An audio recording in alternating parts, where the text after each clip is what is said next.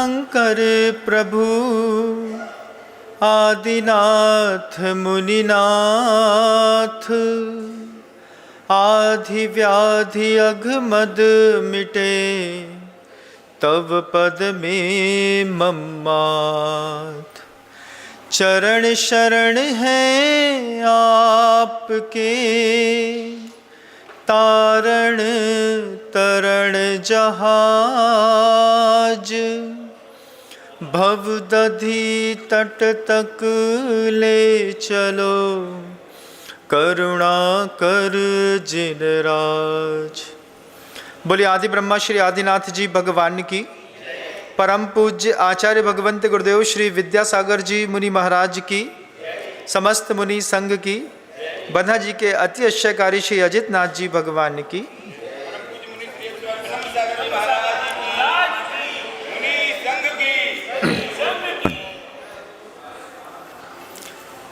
आगम ग्रंथों में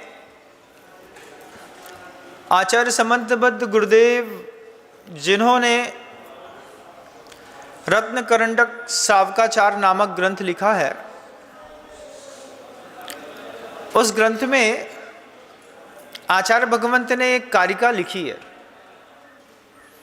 कारिका में आचार्य भगवंत ने कहा है कि जो 4 प्रकार के अनुयोग हैं जैन दर्शन के, ये चारों अनुयोग कैसे हैं?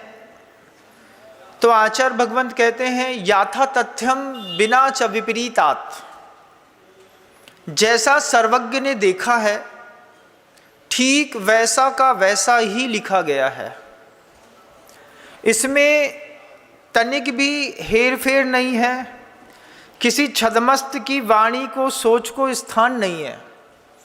ऐसा नहीं है कि मान लीजिए हमने कोई चीज़ अच्छी लगी या फिर हमारा चिंतन बहुत अच्छा रहा तो हमने उसको किताब बना दी और उस किताब को ग्रंथ की या अनुयोग की उपमा दे दी गई। ऐसा नहीं। गुरुदेव स्वयं जिस ग्रंथों को लिखते हैं वे ग्रंथ आगम की श्रेणी में नहीं आते। वे सारे के सारे ग्रंथ किसी भी मुनि महाराज के द्वारा लिखी हुई कोई भी देशना हो, कोई भी सूत्र हो, कोई भी श्लोक हो, कोई भी कारिका हो, आज वर्तमान में जितने भी साहित्य की रचना हो रही है वे सारे के सारे ग्रंथ साहित्य की श्रेणी में आते हैं, आगम की श्रेणी में नहीं आते। आगम में और साहित्य में अंतर होता है। कोई पंचम काल का साधु अपनी प्रखर मेघा का उपयोग करके और किसी साहित्य के कारण किसी ग्रंथ की रचना करे, वह ग्रंथ साहित्य की श्रेणी में आता है, आगम की श्रेणी में नहीं आता। और आगम के लिए आचार्य समंतबद्ध गुरुदेव ने चारों अनुयोग के लिए कहा है, चाहे वो प्रथमानुयोग हो, कर्णानुयोग हो, चरणानुयोग हो या द्रव्यानुयोग हो, आत्मा का विषय हो, भूगोल का विषय हो, चारित्र की बात हो या फिर आध्यात्मिक गाथाओं या कहानियों के माध्यम से पूर्व के इतिहास को देख करके अपने अंतर्मन में संवेग और वैराग्य पैदा करने वाली बात हो, उन सारी चीज़ों के लिए आचार्य समंत गुरुदेव ने कहा कि याथा तथ्यम बिना च विपरीतात। जैसा मैंने देखा है, जैसा सर्वज्ञ ने देखा है, जैसा गणधर ने सुना है, वही के वही शब्द उठा करके आगम में रख दिए गए। ये बात पहले अंतर तक बैठ जाए, फिर मैं जो कथानक कहने के लिए आज मन बना करके आया हूँ उस कथानक में जीने का आपको आनंद आएगा। सबसे पहले ये बात बिल्कुल बैठ जानी चाहिए कि जो बात कही जा रही है याथा तथ्यम बिना च विपरीतात, इसमें कोई विपरीतता नहीं है। तो फिर मेरे उस कथानक को सुनने पर आपको उसके गंभीर और उसके रस को लेने में आनंद आएगा। एक चित्रकार है, आगम की एक बहुत गहरी कहानी है, धीरे धीरे आपको उसमें आनंद आना शुरू होगा बंधु। एक चित्रकार है, चित्रकारी करते करते करते अपने पूरे के पूरे रंगों को जब वो कैनवास पर उतार रहा था, रोज एक नया चित्र बनाता था। वो नया चित्र बनाते बनाते जब वो थक जाता था और दिन भर में उसके चित्र की पूर्णता प्राप्त नहीं होती थी, पूरा दिन निकल जाता था। उसके मन के अंदर बार बार ये बात आती थी कि कोई ऐसा मंत्र होता, उस मंत्र के माध्यम से मैं ऐसी कोई सिद्धि को प्राप्त कर लेता कि जिस सिद्धि से मैं अपनी तूलिका उठा करके चित्र पर रखूं और चित्र स्वयमेव अपने आप कुछ ही देर पर हूबहू जैसा मैं सोचता हूं वैसा अंकित हो जाए। ऐसा वो चित्रकार सोचता था। नाम था उसका भरत, चित्रकार का नाम। बार बार सोचता था। एक दिन ऐसा हुआ सुयोग कि उसको किसी गुरुओं की सहायता से एक मंत्र मिल गया। मंत्र को बैठ करके विधि पूर्वक जब उसने मंत्र की साधना में उतरा, गृहस्थ है, साधु की बात नहीं कर रहा हूं, गृहस्थ है, सामान्य सा जैसे आप रहते हैं ऐसा ही गृहस्थ। लेकिन मन के अंदर जब वो भाव खड़ा हुआ कि काश कोई ऐसी विद्या होती, कोई ऐसा मंत्र सिद्ध होता कि उस मंत्र को सिद्ध करके मैं तूलिका सिर्फ हाथ में उठा करके सिर्फ कागज पे लगाता और तूलिका स्वयं अपना चित्र कुछ ही देर में बना देती। जब ये विचार उसके मन के अंदर आया तो उसने सुयोग पाकर के एक मंत्र सिद्ध कर लिया। याथा तथ्यम बिना च विपरीतात। अगर ये शब्द हम अंदर तक बैठा करके समझ रहे हो तो फिर सर्वज्ञ की देशना से निश्चित वे शब्द जो कह रहे हैं कि एक गृहस्थ को विधि पूर्वक आराधना करने पर आज भी मंत्र की सिद्धियां हो सकती हैं। हमको लगता है कि सिद्धियां नहीं हो सकती हैं, लेकिन भगवान महावीर स्वामी के समव शरण रचने के बाद की घटना है बंधुओं। जब इसी काल की घटना है, उसमें महाराज शैणिक भी हैं, उसमें और भी नए अधिकतम अभिनव पात्र भी हैं। उसमें इसी वक्त में आज से सिर्फ 2-2,500 साल पहले की बात बता रहा हूं कि उस चित्रकार को एक मंत्र सिद्ध हो गया। आज भी बहुत सारे गुनिया लोग रहते हैं, उनको मंत्र सिद्ध हो जाते हैं। अन्य मत के साधु रहते हैं, उनके पास भी मंत्र की सिद्धियां रहती हैं। मंत्र सिद्ध करना कोई बड़ी बात नहीं है। एक गृहस्थ बहुत आसानी से उन मंत्रों की सिद्धि करके अपने घर के दूसरे कर्तव्यों को भी अनुकूल कर सकता है। भरत ने सोचा कि अगर एक मंत्र सिद्ध हो जाता तो कितना अच्छा रहता। दैव योग से गुरु मिले, गुरु से मंत्र मिला और साधना पर चित्रकारी की कलम को छोड़ करके उसने माला उठा ली और माला का सहारा लेकर के उसने मंत्र की सिद्धि करी। जितने भी तीर्थंकरों के आप नाम सुनते हैं, ये तीर्थंकरों के सारे तीर्थंकरों के नाम सिद्धार्थ होते हैं। सिद्धार्थ का मतलब है कि जैसा नाम है वैसा वो काम करने की क्षमता भी रखता है। संभवनाथ भगवान का नाम जैसे संभव है, तो संभवनाथ स्वामी की माला फेरने पर असंभव कार्य भी संभव होते हैं। ये बात संभवनाथ तीर्थंकर के उस नाम को बताया जा रहा है। हमारे यहाँ के जो बच्चे होते हैं, उन बच्चों के नाम में और स्थापना में अंतर होता है। बच्चे का नाम अरिहंत रखा है, लेकिन काम दुर्योधन जैसा करता है। तो ये फर्क तीर्थंकरों के शब्दों और तीर्थंकरों के जीवन पे नहीं घटित होता। उनके नाम वैसे ही होते हैं जैसे उनमें कार्य करने की क्षमता होती है। तो वहाँ पर 24 तीर्थंकरों की शक्तियाँ आपके जीवन में है। आप चाहें तो खुद मंत्र के निर्माता बन सकते हैं। आप चाहें तो खुद मंत्र के सृष्टा बन करके मंत्र की आराधना करके आज भी कई सिद्धियों की प्राप्ति भी कर सकते हैं। बंधुओं, विधि पूर्वक गुरु की आज्ञा लेकर के, गुरु से गुरु मंत्र लेकर के जिन साधकों ने भी कदम बढ़ाया है, उन साधकों को मंत्र की सिद्धियां अवश्य हुई हैं। उस भरत को मंत्र की सिद्धि हो गई।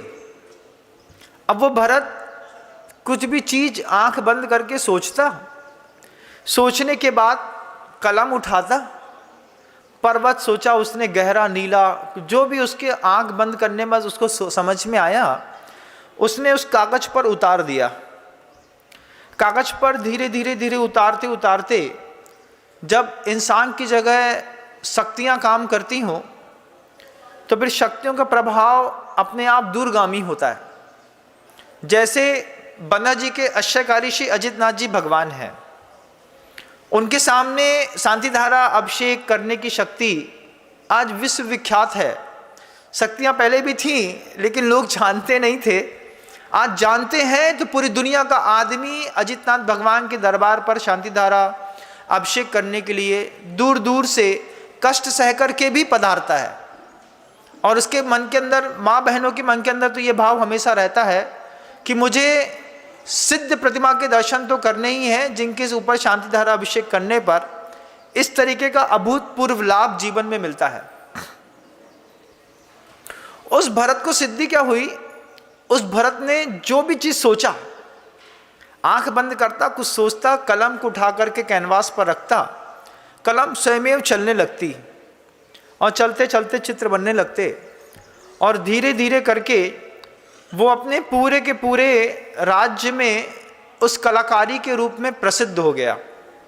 जैसे आज भी देखिएगा, साधना करने वाली जो गायिकाएं रहती हैं, जब वो शब्दों की आराधना करती हैं, तो अभी लता मंगेशकर जी को देखिएगा कि कैसे वो 70 सालों से लगातार गा रही है।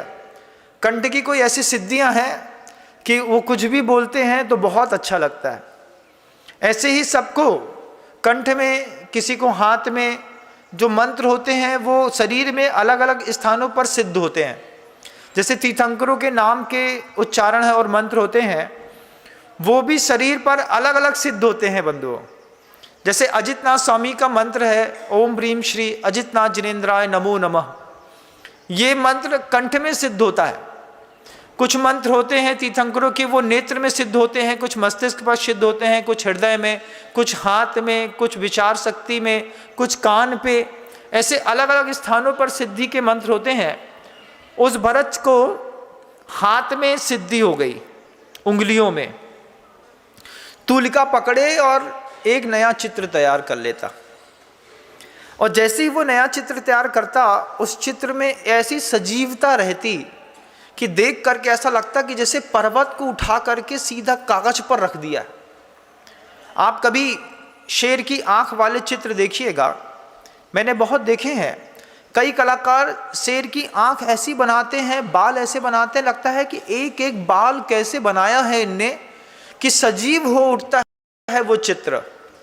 और फिर उनकी कीमतें भी रहती हैं, 25-50 हज़ार रुपये से शुरू होकर के लाखों रुपए में जाकर के एक एक चित्र की सजीवता बोलती है। उस भरत के हाथ के चित्र की सजीवता जब पूरे राज्य में बोलने लगी, भरत को लगा कि मुझे अपने इस वैभव को कहीं और जाकर के भी दिखाना चाहिए।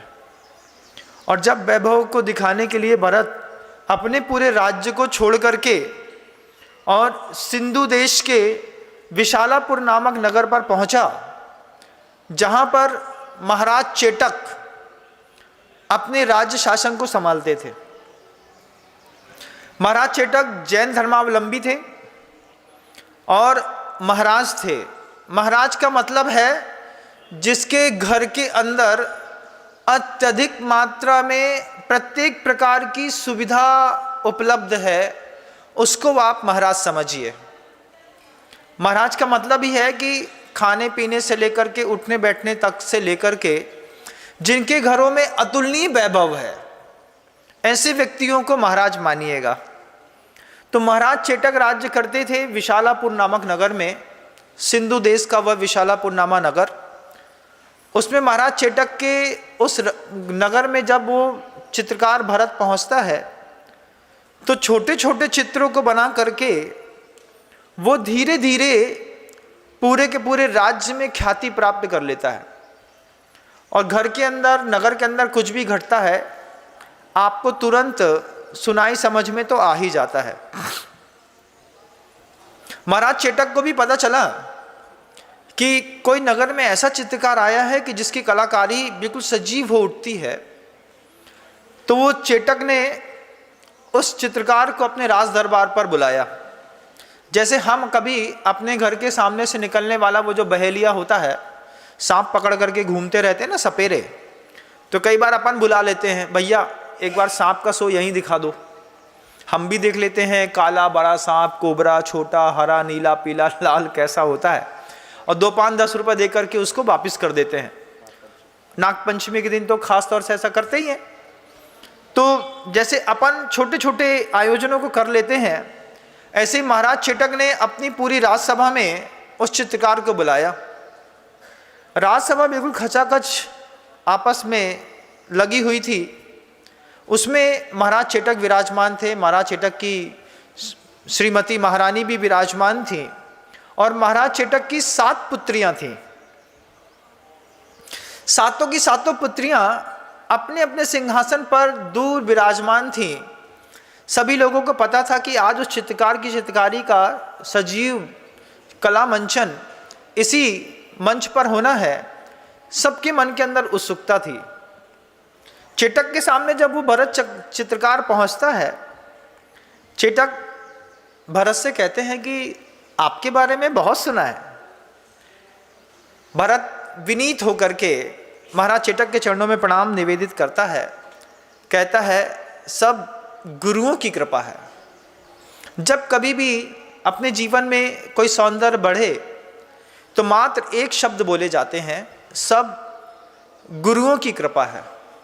प्रभु की कृपा भी नहीं बोली जाता। प्रभु कृपा क्यों नहीं बोली जाती महाराज? क्योंकि गुरु में गुरु भी आ जाते हैं और प्रभु भी आ जाते हैं, लेकिन प्रभु में सिर्फ प्रभु आते हैं, गुरु का समावेश नहीं हो पाता।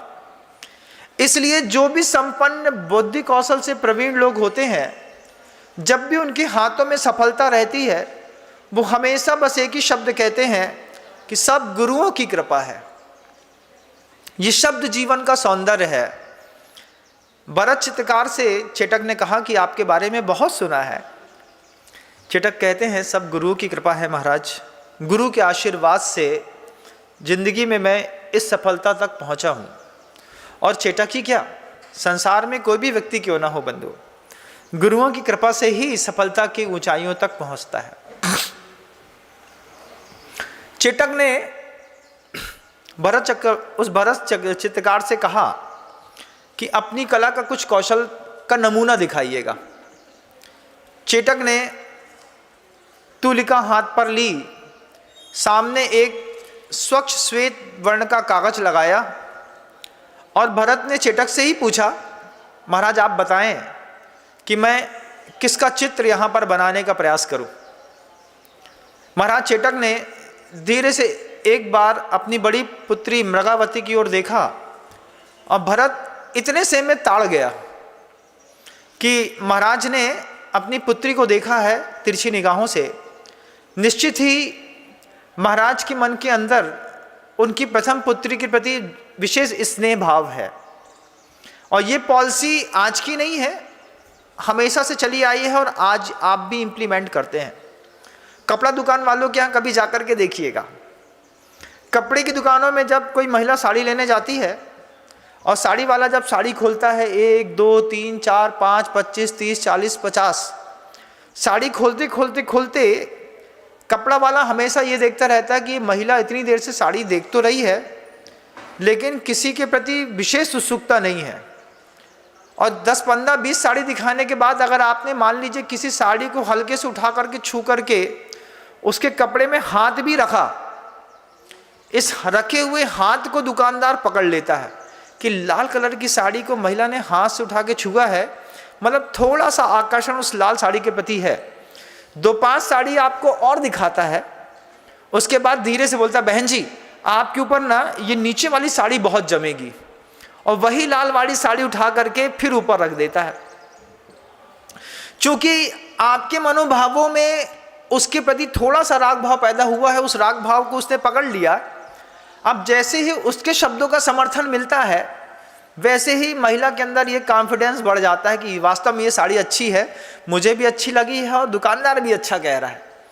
बोले आप चाहें तो चेंज करके देख लीजिए। और सिर्फ एक शब्द प्रशंसा के सुनने पर ये कपड़े की दुकान वाले जो होते हैं इसी तरीके से रोज सुबह से लेकर शाम तक व्यवसाय करते रहते हैं। बस आपके राग भाव की कणिका कहाँ पर गिर रही है एक बार पकड़ में बस आ जाए।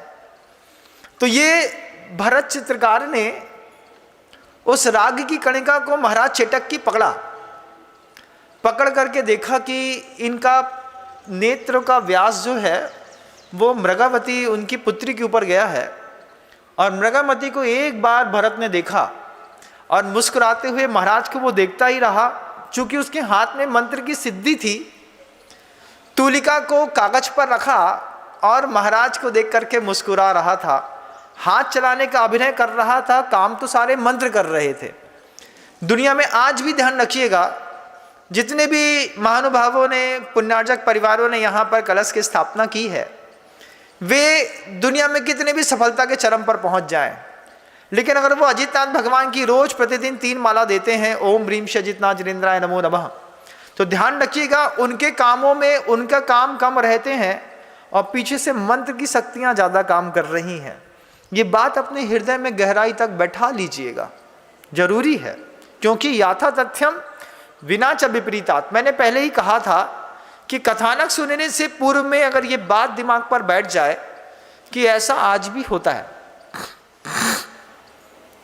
आज भी कोई व्यक्ति चाहे तो मंत्रों को विधि पूर्वक, अनुष्ठान पूर्वक करके सिद्ध कर लेते हैं। और ऐसा मैंने अपनी आंख से देखा भी है कई लोगों को। बंधुओं, जब भरत ने मृगावती का चित्र महाराज चेटक की ओर, तो वो देख रहा था, बीच बीच में थोड़ा सा अभिनय करता और अभिनय करके उसने पूरा का पूरा चित्र बनाया। और बना करके फिर महाराज भरत ने देखा कि मृगावती के बगल में उसकी दूसरी और भी कन्याएं बैठी हैं। उन्होंने महाराज से कहा कि महाराज, कुछ कागजों की और आवश्यकता है। महाराज चेटक ने बिना कुछ सोचे समझे इशारा किया और नए नए कागज आ गए। एक एक करके 7 की 7 पुत्रियों के चित्र उस भरत चित्रकार ने वहां पर उतार दिए। 4 पुत्रियां महाराज चेटक की विवाह को प्राप्त हो चुकी थी, विवाहित थी। 3 पुत्रियां, जिसमें ज्येष्ठा चेलना और ज्येष्ठा चेलना के साथ चंदना, 3 पुत्रियां अविवाहित थीं। उस भरत चित्रकार ने 7 की 7 पुत्रियों के पूरे चित्र हूबहू बना करके जब कागज को पलटा, और पलटने पर पुत्रियों ने और महाराज चेटक ने देखा कि जैसी मेरी कन्या दिखती है वैसी की वैसी कन्या को इसने पूरा का पूरा कागज में उतार दिया। चूंकि पीछे से मंत्र काम कर रहा था। मंत्र की साधना करने पर कितनी सरलता हो जाती है गृहस्थ को अपनी ख्याति प्राप्त करने के लिए। वो मंत्र कई बार पुरुषार्थ के होते हैं, कई बार संयम के होते हैं, कई बार अभिषेक शांति धारा के होते हैं, कई बार मंत्र जाप के मंत्र होते हैं। मंत्र का मतलब है कि वो शब्दावलियां जिसको आप बार बार दोहराते हैं, तो हजारों बार दोहराने पर कोई भी एक शब्द आपके जीवन में मंत्र जैसा काम करने लगता है। और उसी मंत्र की शक्ति से फिर आगे के आपके जीवन की धारा निश्चित होती है। भरत चित्रकार के उस पूरे के पूरे चित्र को तैयार कर दिया और दिखाया जब महाराज चेटक को, तो 7 की 7 पुत्रियों के साथ महाराज चेटक, महारानी और पूरी राजसभा देख करके दंग रह गई। राजसभा में दिखने वाले प्रत्येक व्यक्ति ने जब उस चित्र को देख लिया, तो प्रत्येक मानस के अंदर यह भाव पैदा हुआ कि इन 7 की 7 पुत्रियों का एक एक चित्र हमारे घर में भी होना चाहिए। और सभी ने एक साथ इस बात की चाहना की कि इस चित्रकार से कह करके एक चित्र हमारे लिए भी बना दिया जाए, 7 की 7 कन्याओं का बना दिया जाए। और उस भरत चित्रकार ने प्रत्येक व्यक्ति के लिए, सिंधु देश के जो विशालापुर नाम का नगर था, उस प्रत्येक नगरवासी के प्रत्येक घर के लिए 7-7 चित्र बना करके दे दिए। लोगों ने इतने सजीव चित्र को अपने घर के प्रवेश द्वार की देहरी पर लगा दिया। 7 कन्याओं के चित्र हो गए, लगा दिए। और धीरे धीरे करके जिन लोगों को नहीं पता था, उनके घरों में भी बाहर उनकी चौखट पर ऐसी 7 कन्याओं के चित्र लग गए, जिसको प्रजाजन रोज देखती, रोज देख करके गदगद होती। और धीरे धीरे लोक रूढ़िता चल गई। लोक रूढ़िता के चलने पर लोगों ने उनको सात माता कह करके पुकारना शुरू कर दिया, जबकि वो महाराज चेटक की सात पुत्रियां थीं। लेकिन कब कहाँ कौन सा क्रिया परंपरा का रूप ले ले, कुछ कहा नहीं जाता बंधुओं। मूर्ता में और मिथ्यात्व में एक बहुत गहरा अंतर है। आपको बताने का मैं प्रयास कर रहा हूं, आप समझने का प्रयास करिएगा। दो शब्द आते हैं, एक शब्द आता है मिथ्यात्व, एक शब्द आता है मूर्ता। तो मिथ्यात्व क्या है महाराज और मूर्ता क्या है? मूर्ता है गलत में सही की कल्पना करने का नाम मूर्ता है। त्रिमूढ़ा पूर्णमष्टांगम सम्यक दर्शन मस्मयम, ये रत्कण सावकाचार में मूल शब्द आता है। मूर्ता क्या है महाराज? गलत वस्तु में सही की कल्पना का नाम मूर्ता है, और सही वस्तु में गलत विचारना का नाम मिथ्यात्व है। दोनों चीजों के ऑब्जेक्ट अलग अलग हैं।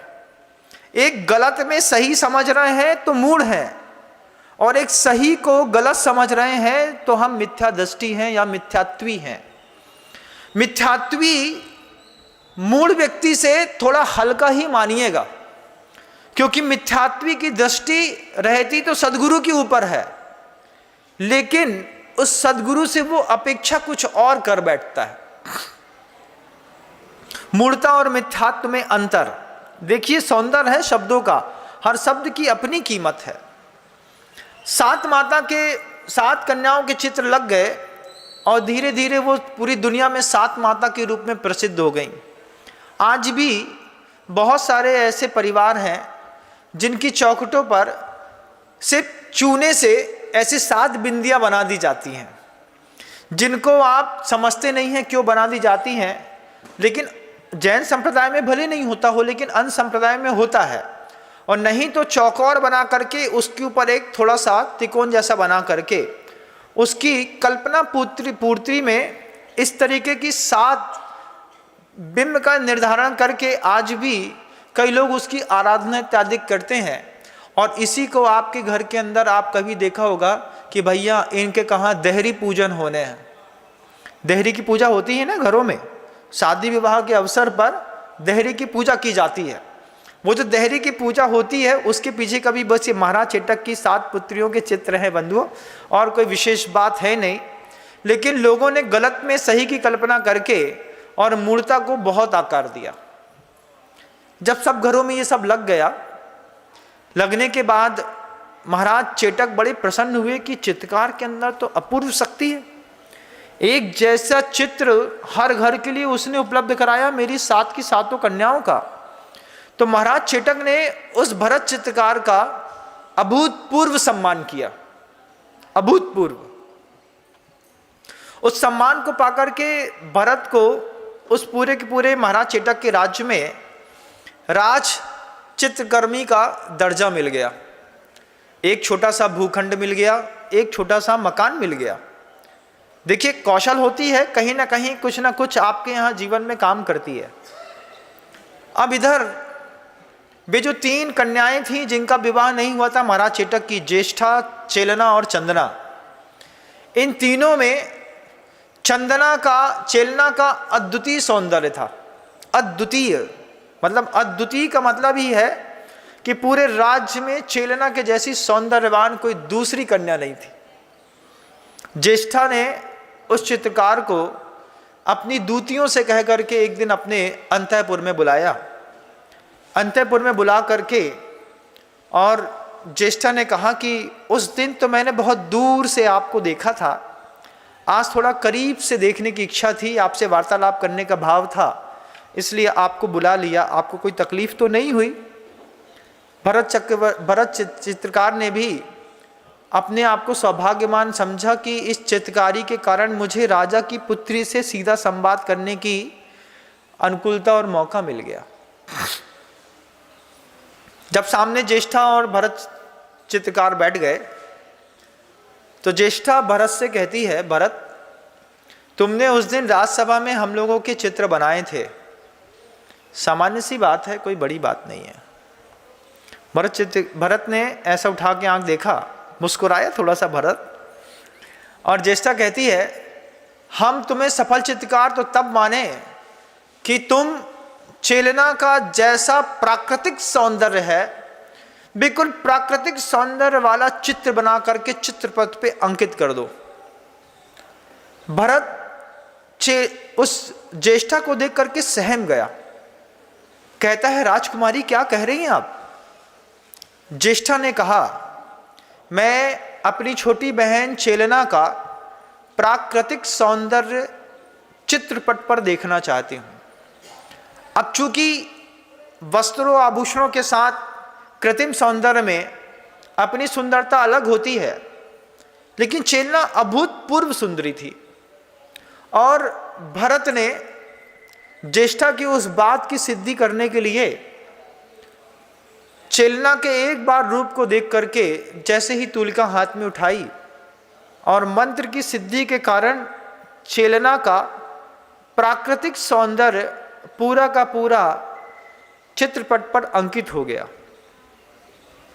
कुछ भी कृत्रिमता वहां पर नहीं थी। पूरा का पूरा प्राकृतिक सौंदर्य जब चित्रपट अंकित हुआ और ज्येष्ठा के सामने भरत ने रखा, तो भरत ने जब ज्येष्ठा के सामने रखा तो ज्येष्ठा देखी, तो ज्येष्ठा को इस बात का आश्चर्य हुआ कि चेलना के अंतरंग में जिस तरीके के तिल, मस्से, विन्यास इत्यादि है, भरत ने उतने ही बड़े, उतने ही तरीके, उतने ही रंग के वैसे के वैसे विन्यास चित्रपट पर भी अंकित कर दिए हैं। जब ज्येष्ठा ने भरत की ये चित्रकारी देखी तो महाराज के गुप्तचर तो दुनिया में हर जगह रहते हैं। गुप्तचरों में से एक गुप्तचर ने देखा कि भरत ने चेलना का प्राकृतिक सौंदर्य से भरा हुआ एक चित्र बनाया है। और ये बात जाकर के जासूस ने, उस गुप्तचर ने महाराज चेटक से कह दी कि महाराज, राजसभा में तो भरत ने जो राजकुमारियों का चित्र बनाया था वो तो सौंदर्यवान था, लेकिन ज्येष्ठा को अभी भरत ने प्राकृतिक सौंदर्य से भरा हुआ चेलना का एक चित्र दिया है। चेटक के बात कानों तक पहुंची तो चेटक के कान में ऐसा लगा कि किसी ने कांटा घुसा दिया। कि प्राकृतिक सौंदर्य समझते हो? हाँ महाराज, अपराध क्षमा हो, लेकिन ऐसा ही हुआ है। चेटक को लगा कि भरत ऐसा कुछ कर नहीं सकता है।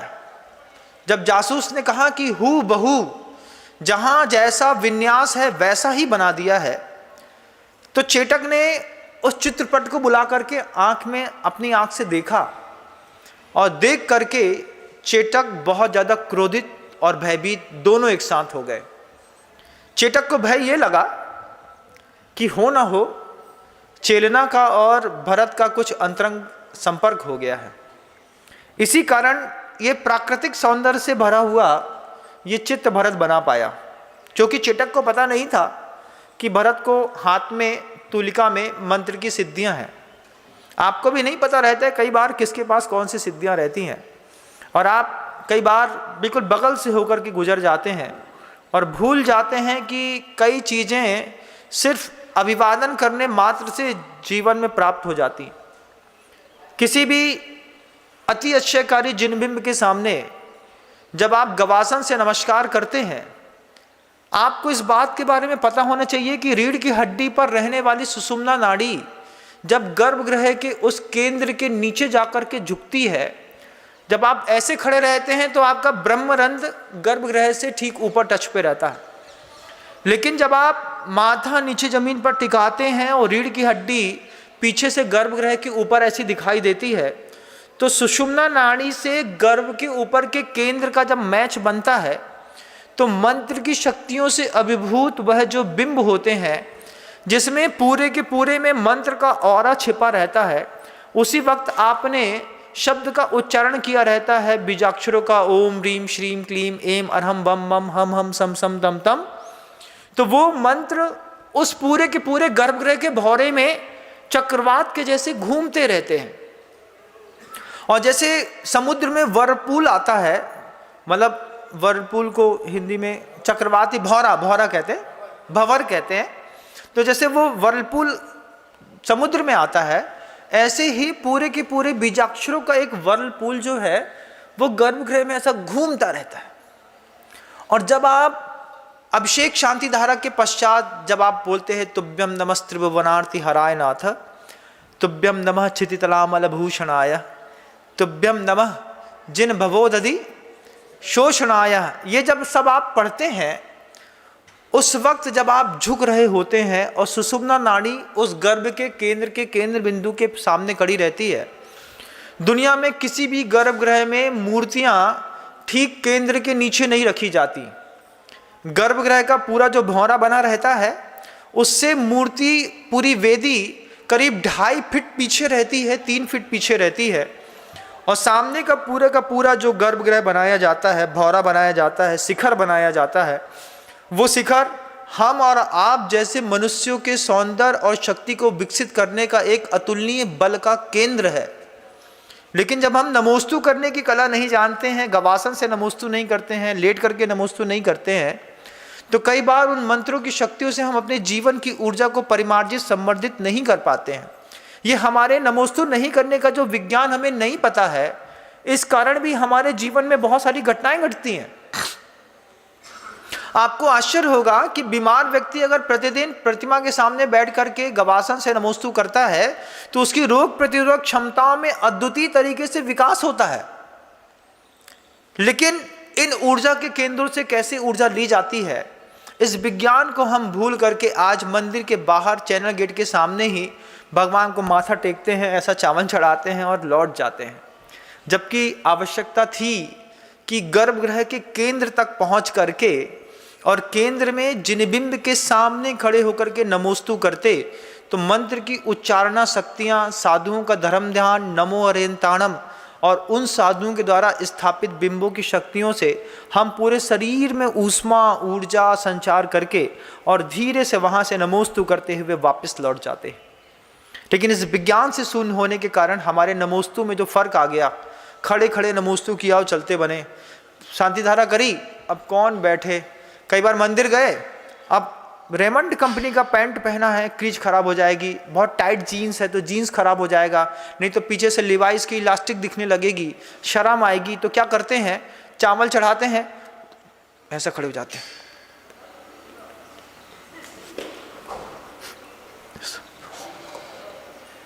ऐसा कर लिया, ऐसे धर्मात्मा दिखते हैं। उस समय आंख ऐसी बंद रहती है और ऐसा बुद बुद बुद बुद बुद करता रहता है आदमी कि इससे बड़ा कोई धर्मात्मा नहीं है।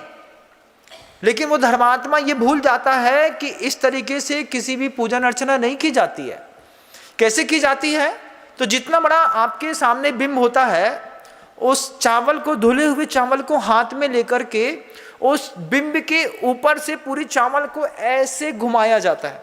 अर्घ जो होता है ना, वो जो मंत्रों की शक्तियों का जैसे कोई बिंब है। अब बिंब के कितना बड़ा बिंब है आप देख लीजिए, आपके घर के, आपके मंदिरों के अंदर है ना। अब उस मंदिर के अंदर बिंब है तो पूरी की पूरी ऊर्जा का संचार उस पूरे बिंब के चारों तरफ हो रहा है।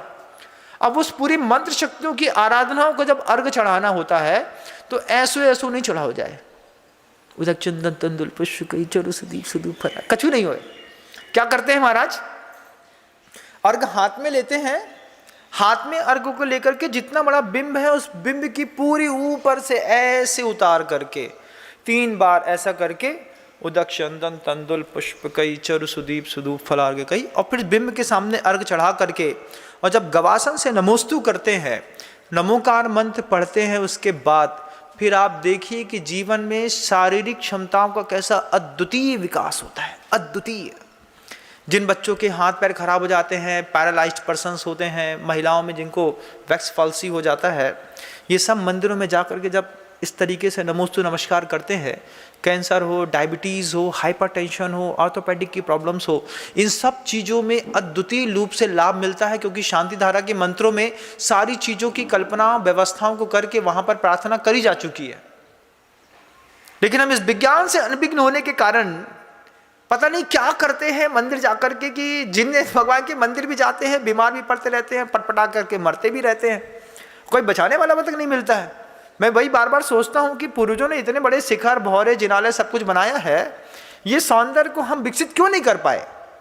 क्योंकि हम उस विज्ञान से शून्य होकर के सिर्फ एक धन के विज्ञान पे लग गए।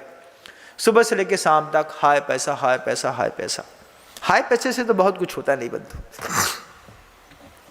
जब इस विज्ञान को जान लिया, सब कुछ हो गया, भरत को पता चला कि महाराज चेटक जो हैं उनको ऐसा लग रहा है कि मेरा और चेलना का कोई अंतरंग संबंध हो गया है, क्योंकि मंत्र के विज्ञान से महाराज चेटक अनभिज्ञ थे कि मंत्र की शक्ति भी हाथ में हो सकती। महाराज चेटक को विश्वास ही नहीं था इस बात का।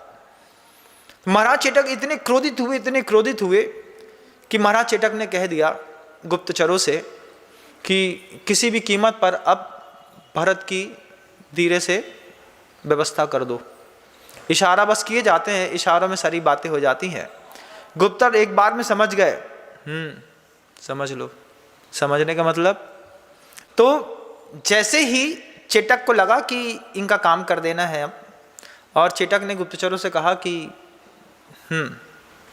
और भरत को दैव योग से ये बात पता चल गई कि महाराज चेटक उस प्राकृतिक चित्र को बनाने के कारण मुझ पर शंका भी कर रहे हैं, क्रुद्ध भी हैं, और अब मेरा कुछ बहुत गंभीर अहित भी हो सकता है।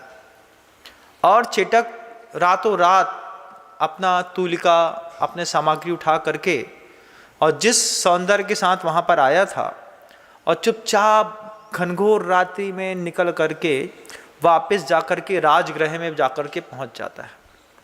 राजगृह में मगध के सम्राट महाराज श्रेणिक राज्य कर रहे होते हैं, और भरत वहाँ पर कुछ दिनों तक तो पहले अपने जीवन की स्वस्थता निश्चित करता है कि यहाँ मुझे कुछ ज़्यादा है नहीं। और एक दिन महाराज श्रेणिक जब अपने राजमहल में बैठे होते हैं, वो चेलना का वह अद्वितीय चित्र बना करके, प्राकृतिक चित्र बना करके महाराज श्रेणिक के सामने ले जाकर के खड़ा कर देता है। श्रेणिक बोलते हैं, ये तुम्हारी कल्पना है कि कोई अप्सरा, कोई देवी है कि किसी का दैवी प्रसाद, क्या है ये? तब अगर ये कोई है, वास्तव में कोई है, तो फिर कहाँ मिलेगी, कैसे मिलेगी, कब मिलेगी, मुझे बताओ।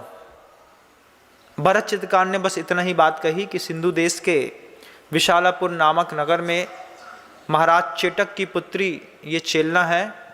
चेलना के साथ इसकी एक और बड़ी बहन ज्येष्ठा और छोटी बहन चंदना है। तीनों अविवाहित हैं, तीनों रूप लावण्य में भरी पड़ी हैं, लेकिन चेलना का कोई जवाब नहीं है। जब ऐसी बात भरत ने खुद कह दी और चित्र भी दिखा दिया, जब महाराज श्रेणिक उस चित्र को देख करके ऐसे कामासक्त हुए कि उसी वक्त से उनकी भूख मर गई, पूरी भूख मर गई। भरत अपने चित्र को दिखा करके तो चला गया, चित्रकार ने सिर्फ चित्र दिखाया, चित्र दिखा करके वो चला गया, लेकिन देखने वाले की नींद हराम कर गया। चित्र को देखने पर महाराज श्रेणिक की नींद हराम हो गई बंधुओं, सोचिए। और आप तो चलचित्र देखते हैं, महाराज श्रेणिक के सामने चलचित्र की व्यवस्था नहीं थी। वहां पर ना कोई ऐसा कोई मतलब मूवी चलती थी, ना कुछ होता था। वहां पर तो सिर्फ कलाकारियों के कलाकारों से बहुत कुछ देखा जाता था।